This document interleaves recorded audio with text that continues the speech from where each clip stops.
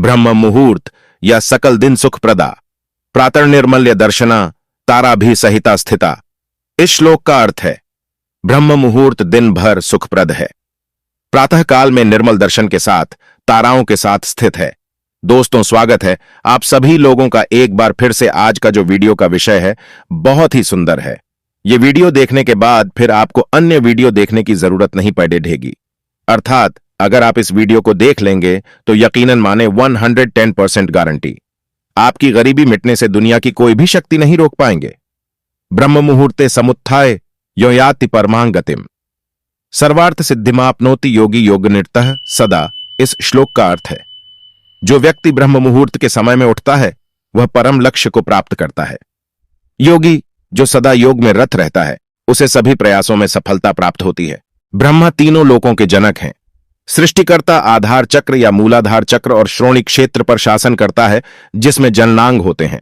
24 घंटों की अवधि को 30 मुहूर्तों में विभाजित किया गया है, जिनमें से प्रत्येक की अवधि 48 मिनट है। सूर्योदय से पहले 2 मुहूर्त होते हैं, जिनमें से पहले को ब्रह्म मुहूर्त कहा जाता है। ब्रह्मा का काल मानव प्रजनन प्रणाली के संबंध में ब्रह्मा की सृजन क्षमता से मेल खाते हुए ब्रह्म मुहूर्त का शाब्दिक अर्थ सृजन की अवधि है। ब्रह्मा कमल से प्रकट हुए हैं। उच्च सम्मान में रखा जाने वाला कमल स्वयं पूजा के योग्य वस्तु है। यह कीचड़ और गंदगी से ऊपर उठता है। यह शुद्ध और अप्रदूषित रहता है। जो व्यक्ति ब्रह्म मुहूर्त में उठता है वह कमल के समान हो जाता है। वह भौतिकवाद, इच्छाओं और जुनून के कीचड़ से ऊपर उठता है। शुद्ध और निर्मल हिंदू धर्म में कुछ ऐसे काम में बताए गए हैं जिन्हें ब्रह्म मुहूर्त में करने से साधक को आर्थिक लाभ प्राप्त हो सकता है। ब्रह्म मुहूर्त का समय काल, यहां ब्रह्म का अर्थ है परमात्मा, ऐसे में ब्रह्म मुहूर्त का अर्थ हुआ परमात्मा का समय।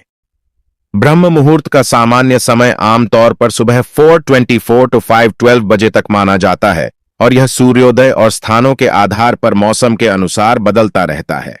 सभी 30 मुहूर्तों में से ब्रह्म मुहूर्त को क्या खास बनाता है? मानव शरीर 5 तत्वों से बना है, पृथ्वी, जल, अग्नि, वायु और आकाश, और 3 दोष, वात, पित्त और कफ। ब्रह्म मुहूर्त सूर्य और चंद्रमा के साथ ग्रहों के संबंधों को प्रभावित करता है ताकि मानव शरीर में आवश्यक परिवर्तन किए जा सकें, ताकि यह आसानी से प्रार्थना, ध्यान, योग, सकारात्मकता और सात्विक पढ़ने का समर्थन कर सके। हिंदू धर्म में ब्रह्म मुहूर्त को काफी महत्वपूर्ण माना जाता है। किसी भी शुभ काम को करने के लिए ब्रह्म मुहूर्त को देखा जाता है। धार्मिक शास्त्रों, वेद पुराणों और हमारे ऋषि मुनियों ने ब्रह्म मुहूर्त को काफी लाभकारी बताया है। ब्रह्म मुहूर्त में सोने को शास्त्रों में निषिद्ध बताया गया है। कहा जाता है कि ब्रह्म मुहूर्त में उठने से सौंदर्य, विद्या, बुद्धि और अच्छे स्वास्थ्य की प्राप्ति होती है। ब्रह्म मुहूर्त में सकारात्मक ऊर्जा का प्रवाह होता है। इस मुहूर्त में किया गया कार्य सफल होता है। ब्रह्म मुहूर्त में जन्मे लोग अनुशासन प्रिय होते हैं और सूर्य का विशेष आशीर्वाद उन पर होता है। सूर्य के समान इनकी किस्मत होती है और ऐसे लोग के चेहरे पर ही नहीं, भाग्य में भी तेज होता है। ये हर तय समय पर ही काम करना पसंद होता है। ऐसे बच्चे पढ़ाई, परिवार और करियर हर मामले को संतुलित रखकर चलते हैं। तो चलिए जानते हैं ब्रह्म मुहूर्त में इस दौरान किन कार्यों को करने की मनाही होती है। ब्रह्म मुहूर्त में भूल कर भी न करें। ये कार्य नंबर 1, भोजन करने से बचें। ब्रह्म मुहूर्त में भोजन करने से बचना चाहिए। कुछ लोग सुबह उठते ही नाश्ता करने लग जाते हैं। ऐसा करने से सेहत पर भी असर पड़ता है। ऐसा करने से आप कई रोग के भी शिकार हो सकता। नंबर 2, नकारात्मक सोचने से बचें। ब्रह्म मुहूर्त में व्यक्ति को नकारात्मक नहीं सोचना चाहिए। इस समय जीवन के लिए महत्वपूर्ण निर्णय लेने का काम करना चाहिए। नकारात्मक सोचने से आपका पूरा दिन तनाव में व्यतीत हो सकता है, जिसके वजह से मानसिक रूप से परेशान रहेंगे। नंबर 3, न बनाएं। प्रणय संबंध ब्रह्म मुहूर्त में भगवान की पूजा करने का अच्छा समय माना गया है।